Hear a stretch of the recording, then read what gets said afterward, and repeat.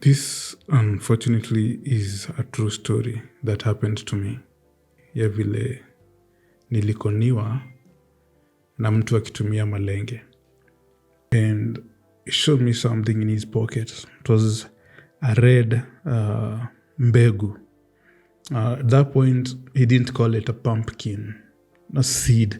He called it the magic export seed that Chinese people are looking for. Welcome to the unveiling of untold history documentaries, mastering classes in business management, and sparking insights through money dialogues. This is JephKafka TV, where you discover untold business histories, master the art of management, and ignite money conversations that matter. I was conned by someone who promised millions in sales of Malenge that I would plant. And I ended up with what we call premium tiers. No money, no hope. And it's exactly the cycle that every person who has been conned goes through. But today I want us to look at this story from three perspectives. My perspective, we'll also try to get into the con man's mind, and the last bit of it, I'll try to compare between how legit businesses do their sales and how they market their products and how even they promise the returns to the investors, and how these con people market their products, how they over-promise the investors, and the kind of returns that we're talking about. At the end of it all, this is the question that I want us to ask ourselves. When we are being conned, when we are being promised these illustrious returns, are we really investors? Or are we really greedy people looking for a quick buck? Because I remember a show on TV, Kitambo. The show was called Hustle. And at the beginning of the show, they always say that you promise someone something for almost nothing, but you end up getting everything from that person and you give him nothing. So I meet this guy. Ordinary looking guy. And the reason why we met is because I was in the shamba and he was also in the adjacent shambas. And I was doing the normal kind of farming. That was around 2018. I was planting potatoes, I was planting peas, I was planting, the normal crops that a small businessman would do, hoping at the end of 3 months to reap, return the seeds in the shamba, reap again after 3 months, a simple cycle, simple living, a normal amount of money. Because I wouldn't say that that would have given me an abnormal amount of money, but it was sustainable, and it wasn't I was doing it like a side hustle, I would get money from my employment and reinvest it in the farming. So here comes this guy. He introduces himself. I don't want to sound tribal, but the moment he said his name, I should have thought twice. But he had a sweet tongue. And he showed me something in his pocket. It was a red mbegu. At that point, he didn't call it a pumpkin, a seed. He called it the magic export seed that Chinese people are looking for. And he told me he's just come from a certain farm across the hill, something I couldn't really physically verify, but because he was telling me it as a story, I thought, okay, yeah, it could be true. And he was telling me that he has this special contract with these Chinese people to plant a lot of pumpkins on his behalf. Then he buys them from them and then he exports them on their behalf. But here was the kicker. He told me that this red magic seed, because it has the following powers. He said, one, when you plant it, one seed will give you about 10 pumpkins. But each pumpkin will weigh between 10 and 20 kilos. But what was more like the bait that hooked me into it was that each kilo he would buy from me at 200 shillings, and then he would go and sell to the Chinese at whatever margin he would make. So from my calculations, this magic seed was able to make for me 10 pumpkins, each weighing at least 10 kilograms. So that is 100 kilograms. And each kilogram I would be able to sell at 200 shillings. So 200 shillings times 100 kilograms, that is 20,000 shillings. So in his hand, he had the red seed. In my mind, I had the 20,000. So one seed gives me a return of 20,000 shillings. I mean, that was unheard of. So I tried to probe more from him. Of course, the way he looked, the way he walked around, the way he spoke, and the way he just removed the red seed from his pocket. Of course, I had many questions from him. So I started to ask him, like, why haven't you done the planting? He told me, okay, I'm looking for investors, people with money, people who can put a lot of acreage, and planting these seeds would cost a lot of money, but at the same time, it would give them a lot of money. So I asked him, how many people have you approached so far? How many people have done this so far? So he started giving me names. He would give me a name, a location. One person would be so-and-so from Muranga. He planted this kind of acreage. Last month, we exported. And right now, he's driving a brand new Ford Ranger. It was like, okay, who else? Then he gave me another name of another guy. He's in Isiolo. The pumpkins do well in dry areas. His pumpkins are about 6 months old. So he takes his phone. He shows me photos of his of that farm. I see the pumpkins. I see how well they're growing. And I'm like, okay, then what about this area? And he gives me several names. He tells me so-and-so is doing this, so-and-so is doing this. And I was like, do you have offices? Like, where do I get you? And he tells me, yeah. So keep in mind, we're in a farm in one of the sub-counties in Nakuru. So I asked him where his offices are, and I'm thinking he'll tell me somewhere in town, in Nakuru, somewhere I can just walk in. But he tells me they're in Nyeri. He gives me a business card.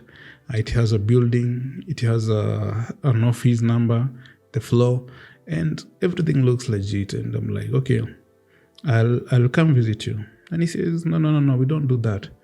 We are field managers who have been sent to the field to look for suitable investors.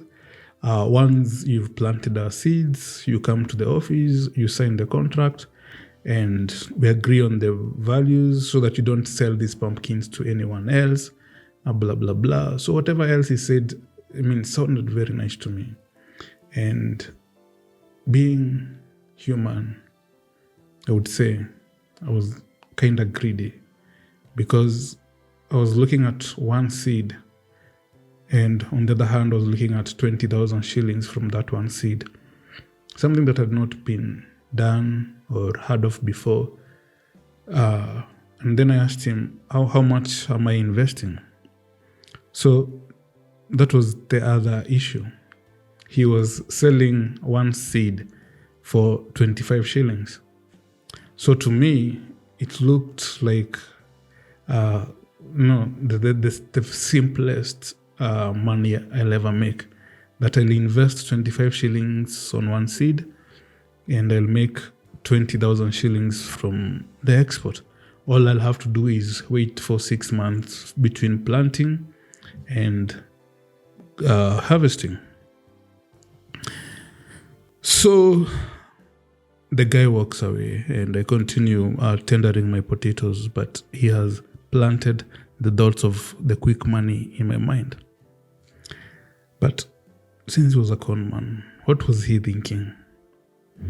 As he left our meeting, he was definitely smiling to himself that I've gotten another sucker to take through this ride. I'll make sure I milk as much money as I can from him. So what does he do? He goes to the nearest markets, or he had already gone to the nearest market even before he came to visit me. He buys an ordinary pumpkin that sells for between 20 shillings and 50 shillings. It's large. He splits it into two. He scoops the seedlings in that pumpkin. So it's an ordinary seedling. He doesn't even know where it comes from. He just went to the market with 50 shillings and bought that one pumpkin for that one sucker who wanted the seeds, or whatever number of pumpkins for whatever number of people that he had already sold the idea to. He scoops the seeds, then he lays them under the sun to dry. And in his mind, he is calculating, I have 200 seeds here, so 200 seeds times 25 shillings. This is a cool 5,000 shillings. So if I sell these to maybe 10 suckers, I'll make 50,000 shillings easily. No sweat, no hustle, just my tongue and these bullish kind of promises. So after the seeds dry, what does he do? He looks for something to make them look red. Probably a red marker. Because I remember when I tried to scrub the chemical or whatever I thought was the red marking on the seedlings, they couldn't come out. So he had put on a red marker so that the seeds looked red, they looked magical, they didn't look like ordinary seeds. And he packaged them. He put them in a packaging, just a simple packaging paper, simple ordinary nylon paper that can be bought from any shop, and sealed at the top using a candle. And inside the packaging, he had this label, pumpkin for export to China. And so after a few days, he calls me. He tells me whether I've thought about the idea. And he tells me he has a limited number of seeds remaining before he gets the next batch from China. So I'm like, okay, how many seeds do you have? He tells me, how many seeds do I want? And I tell him, give me a day, I'll think about it. So I start looking for areas or shambas that I can cultivate. I don't tell anyone about this idea because I don't want anyone to steal or to jump into my idea. I don't even say at home what I'm trying to do, but I'm actively looking for shambas that I can lease. And I get about 5 acres. And I tell him I'll need seeds for 5 acres. So he does his maths, which I'm sure he just closed his eyes and thought of a random number and the amount of money he was going to make from me. And within a second, he told me, okay, the last person who planted 5 acres, I sold to them 1,000 seeds. 1,000 seeds. So that would be 25 shillings per seed times 1,000 seeds. That would be 25,000 shillings.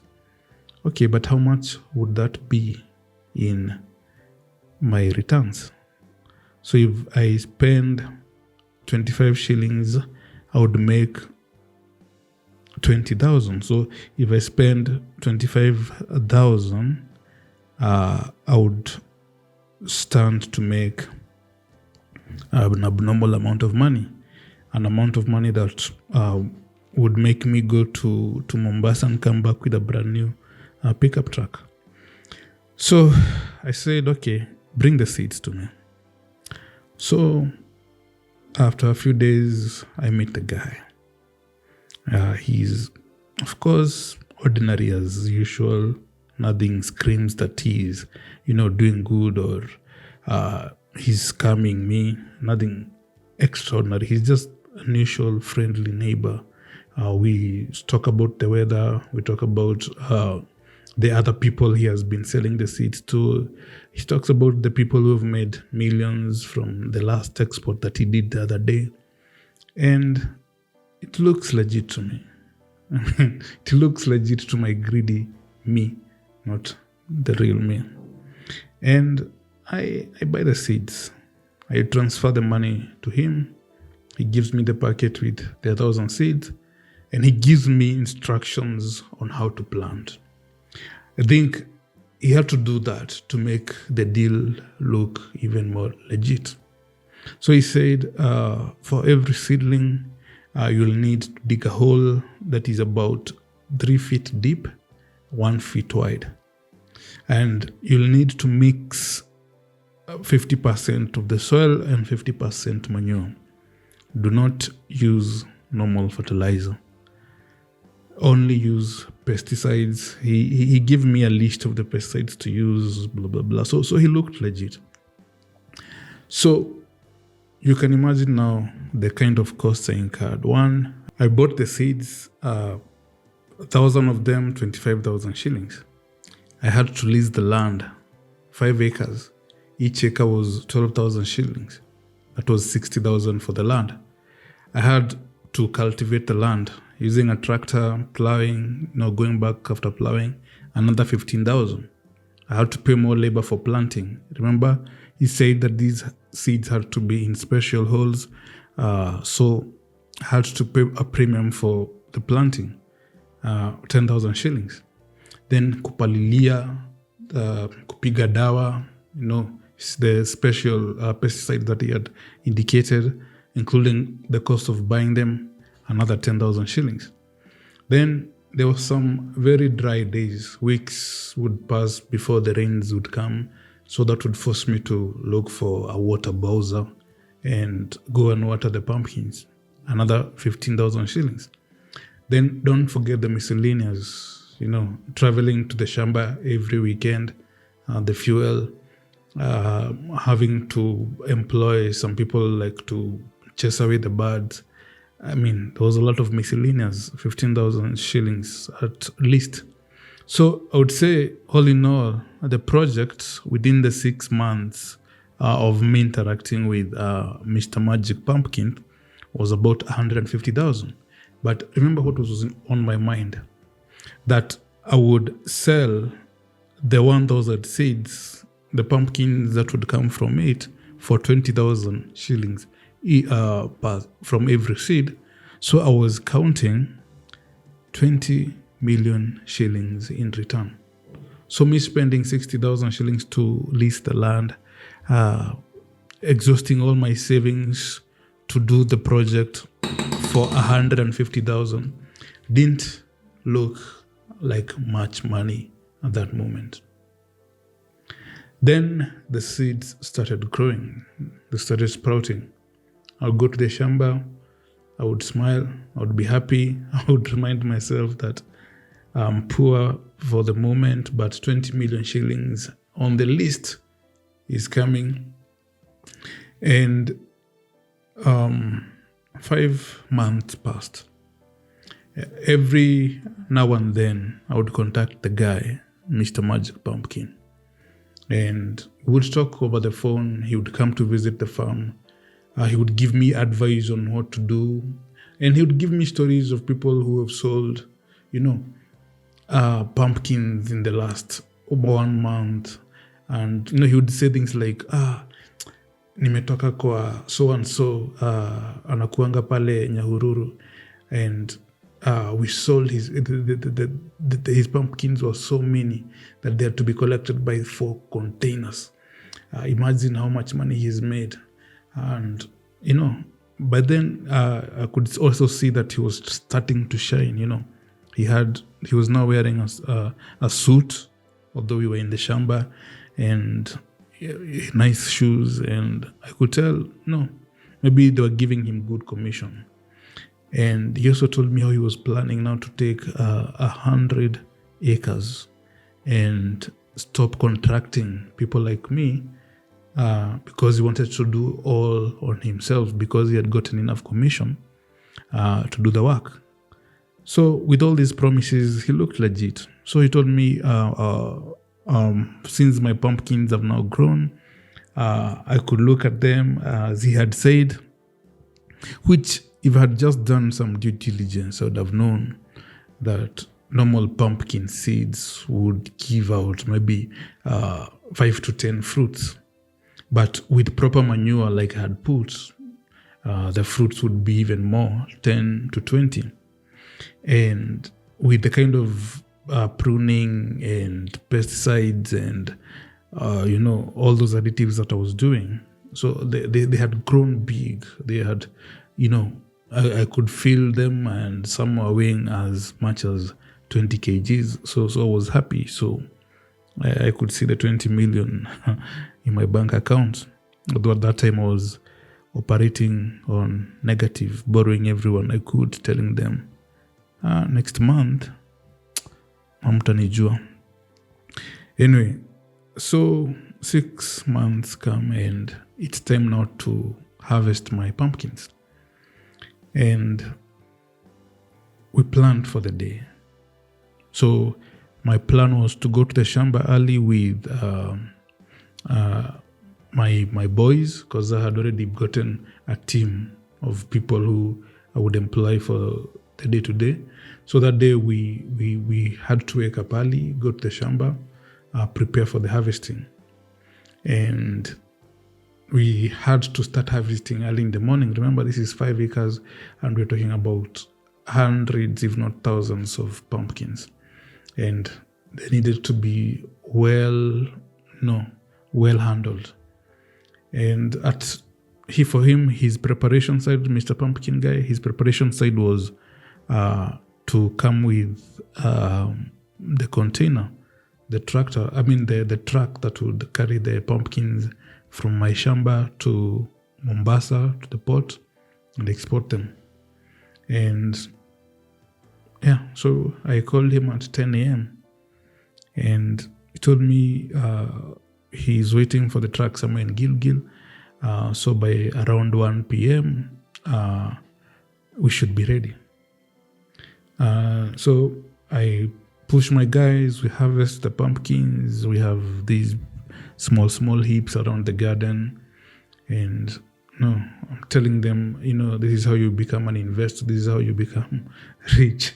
You start with an idea that not many people are willing to take that risk, and I'm giving them this motivational speech, not knowing that was the victim. Anyway, 1 p.m. comes and I call him, and he's in a noisy background, and I'm thinking, okay, he must be in the truck and he's on his way. And he tells me, 30 to 1 hour, 30 minutes to 1 hour, takuwa hapo. So I'm excited, I'm waiting. I don't even notice it's 1 p.m. I haven't eaten anything, but I'm happy that, I'm going to be a multimillionaire in the next few hours. Then I called him again at around 2, because 1 hour had passed and some minutes, and he doesn't pick my call. I don't think much about it, because he's a busy man. Why should you disturb someone who has the copy of the contract that says that you're going to get this amount of money? So the call rings through and he doesn't pick. My boys are already finished with harvesting, and we are all optimistic of, what is happening. So every time we hear something heavy coming, like a tractor or just an ordinary lorry, which was the truck, then it would come, it would pass, and then we'd be like, okay, maybe it's the next one. After 30 minutes, I call him again. This time the phone rings twice and ikakatwa. So I thought he would call me back and tell me, tuko hapa tu. But no. I wait for like 10 minutes and then I call him back. And the most distressing time was when I heard that lady's voice. Iliyopiga patikani kwa sasa. I tried again thinking I've dialed the wrong number, but still said the same thing. Tried again, same thing. And you could see the sweat strands forming on my forehead. You could see the shrinking that my veins were going through, and how my blood pressure was starting to rise. My heart pulse doing, I think, 180. And I could tell that this has been a con game, and I've been a victim. I've been stringed along for the last 6 months. And there I was, with people who were expecting me to pay them for the labor of harvesting, and pumpkins that I didn't know where to take to. You don't want to know what happened to the pumpkins. You don't want to know what happened to the shamba after that ordeal. You don't want to know what happened to the guy, to the magic pumpkin guy. But all I can tell you is, after that incident, I learned my lesson. Actually, lessons. 1, when the deal is too good, think twice. 2, the normal return in the markets, it's nothing beyond 20%. If you get 14%, you're doing well.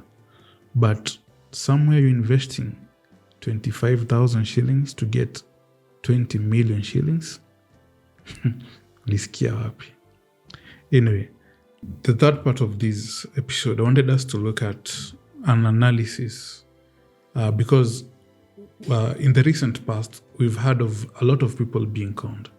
Whether it is passive or Facebook conning people with abnormal returns for their money, whether it was this guy with the forest scam in Eldoret conning people with these abnormal returns for their money, whether it was this golden scape guy who was telling people that if they invested a certain amount on his greenhouses, they would get like triple their investment in no time. So I want us to look at these cases and analyze between legit businesses and the scam games. And we see that the one key thing that we should always look at is the rate of return.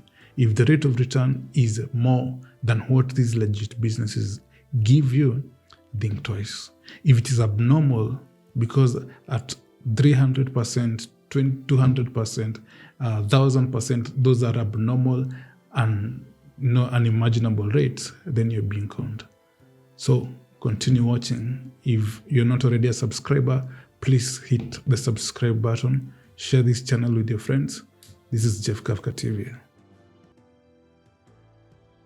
So I've had friends tell me that they have been scammed, and by a series of scammers, and it's always a long story. A friend of a friend told them about this opportunity. They saw it on TV. It was advertised by people that they highly rate as, genuine and all that. And in the end, they come crying back. And one of the things that I want us to look at using this board is the kind of returns that scams will give you versus this kind of returns that legit businesses will give you. I'm not saying that you can't lose from legit businesses. What I'm saying is the legit businesses will not lure you into investing with them using crazy returns as a way of attracting you to their businesses. Here I have the first side is scams. and the scam names. I'll give 3 examples that I've recently come across. Golden Skip was there around 2019, 2020. Then there was Percy, I think she was called Percy on Facebook, or Percy something, who was taking people's money, lending them out as a Shylock and giving them a rate of 30% per month. And then there was a guy in Eldoret who was called Spring Mark, who had these revolutionary scam here, or not really revolutionary, but something that is very common, but people are unaware what happens in Forex. So he was taking people's money, investing it in Forex, and giving them a return of a certain amount. And the second column we look at here is the revenues of those companies, or the revenues of those organizations. And from my research, I would say it's unknown. Reason, I couldn't be able to find any financial statements. I couldn't be able to find any place, or any kind of review where someone said that they worked there, and from maybe the greenhouses that they're able to generate this kind of money every year, or from her lending business, the way banks have financial statements. I couldn't find any kind of records, or even for Spring Mark. So the revenues are unknown. And the reason why they are unknown is because they're non-existent. These are pyramid schemes that use John's money to pay Paul, and then they'll use Dan's money to pay John, etc. So the Golden Skip one had a promise that if you invested 320,000 in one of their greenhouses, you'd be paid 275,000 every 6 months. So that would translate to 550,000 every year.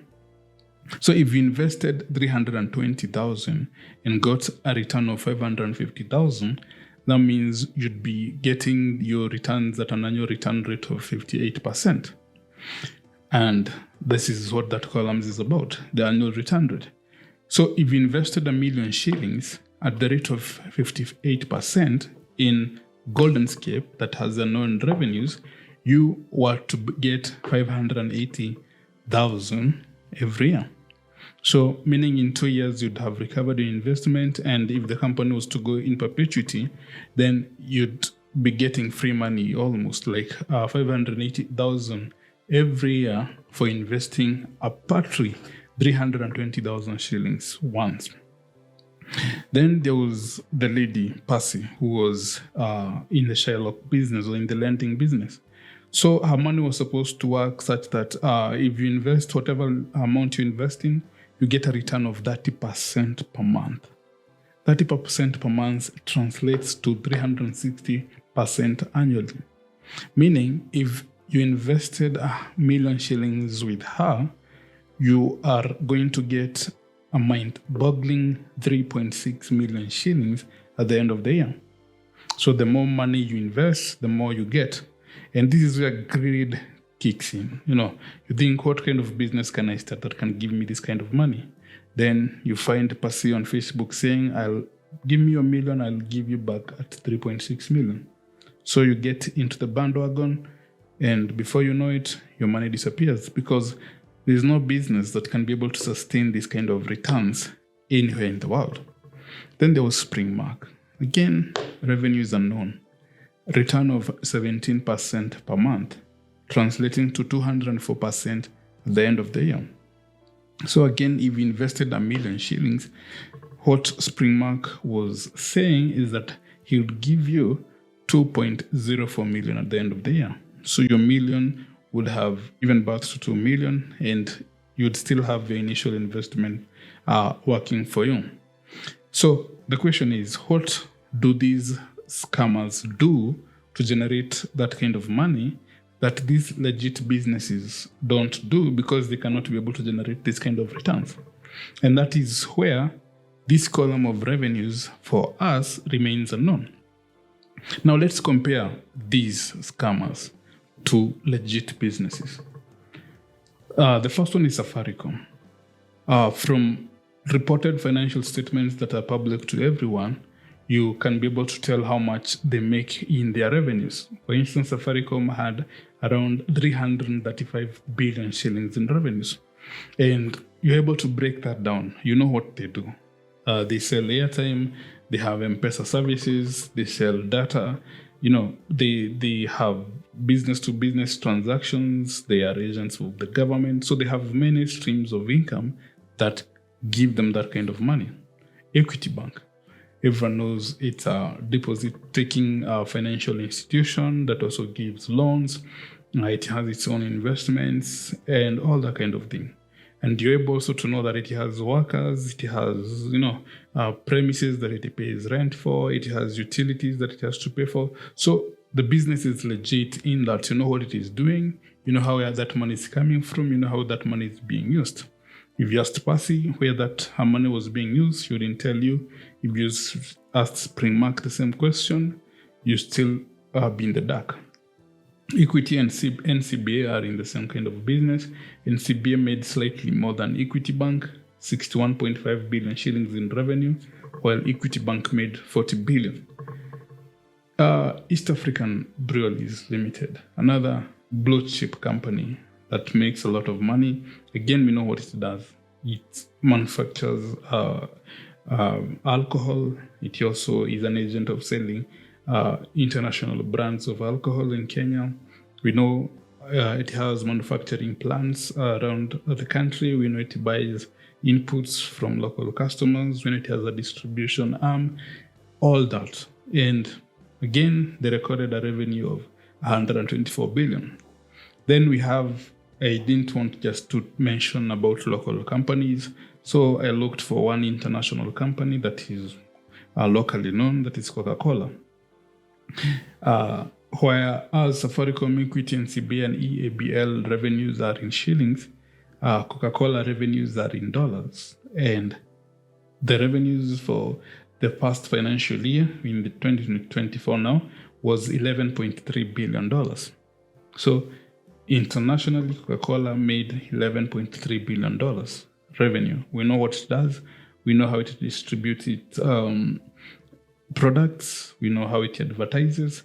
We know all that. We know also how it operates, etc. So the revenue is well disclosed, and we go to the next column of returns. So you'd expect, because these are big companies, that you'd have big returns. But instead, it's the other way around. So the best way to look at how you get returns for your money by investing in these legit companies that you're talking about is by looking at how you'd invest in that company. Normally, you'd invest in a company through buying a piece of the company. That piece of a company is called a stock or a share. So by buying a share of a company that has been listed in the stock exchange, you are indirectly investing in that company. You're becoming an owner of that company. And how do you get your return? And I wanted to look at it from a very simplistic way. So accountants will forgive me if it doesn't really go according to how they measure the returns. So I call it return on investment. I also put another word there, earnings per share. And basically what the accountants would call it would be dividend yield. Like you invested 15 shillings to buy one Safaricom share.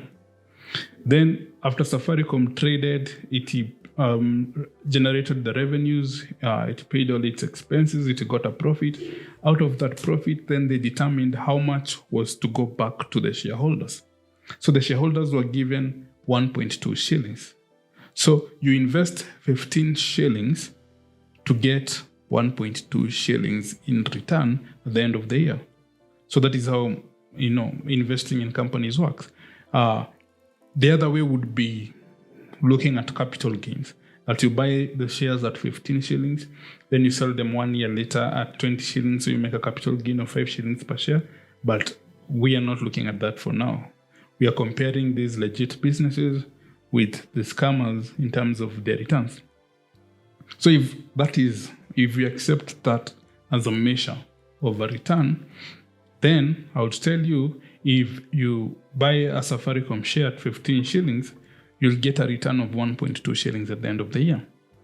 And that is 8% return, not 58 or 360 or 2 8%, less than 10%. Meaning, if you invested 1 million shillings in Safaricom, you'll only get 80,000 shillings at the end of the year. If you invested 1 million shillings with Goldenscape, you'd get 500,000 more than a legit company. The same thing, Equity Bank. The shares are trading at 40. So if you bought a share today at 40 shillings, that is your investment in the company. But at the end of the year, you get a return of 4 shillings in terms of dividends. So that is 10%. Meaning you've invested 1 million, you get 100,000 back. If you invested in NCBA, the shares are trading slightly more than equities at 42, and they have a lower dividend of 2 shillings and 25 cents. So meaning you are getting a return of 5% for your investment. So if you invest 1 million shillings in NCBA, you get 50,000 shillings in return. Same thing happens to EABL. The shares are premiumly priced at 159 shillings, and the dividends are at 7 shillings. So you invest 159, you get a return of 7. Percentage return of 4.4%, meaning if you invested 1 million shillings, again, you're only going to get 44,000. And lastly, if you invest in one of the biggest companies in the world, then you'd be required to pay $71 to get one share. So you can convert that into Kenya shillings, but let's just deal with it as dollars because the percentage will be the same. But if you invested $71, you'd get $1.92 in return, or rather in form of dividends at the end of the year. So an investment of $71 gives you a return of $1.92 at the end of the year, meaning that's a return of 2.7% for a whole year. So if you invested 1 million shillings in Coca-Cola, all you get is 27,000 shillings at the end of the year. At face value, this looks better. That if you invest 1 million shillings in any one of these 3 companies, you're getting very big returns that are, would say, out of this world. 580 in Goldenscape, 3.6 million in Passy, and 2.04 million in Springmark. And to someone who is looking at it rationally, I mean, why would I put 1 million shillings in Coca-Cola only to get 27,000 shillings? I'd rather put it in Springmark and get it at 2.04 million. But this is the biggest sign of a scam. The returns are, unrealistic. They are more and, very bloated against the market interest rates. The government itself, when you invest in bonds and invest in government infrastructure bonds or such kind of debentures, it gives you a return of 12%. So if the government is willing to give you 12%, Safaricom 8%, Equity 10%, NCBA 5%, EABL 4.4%, and Coca-Cola 2.7%, then what makes you think that they're doing something less or something in a bad way, which the scammers are doing better, yet their revenues are unknown, so that they can be able to give you these high returns? So this is the best sign to know a scam from a legit company. 1, the interest or the rates of return are very inflated. And 2, the revenues or how and where they make their money is unknown. So let's conclude.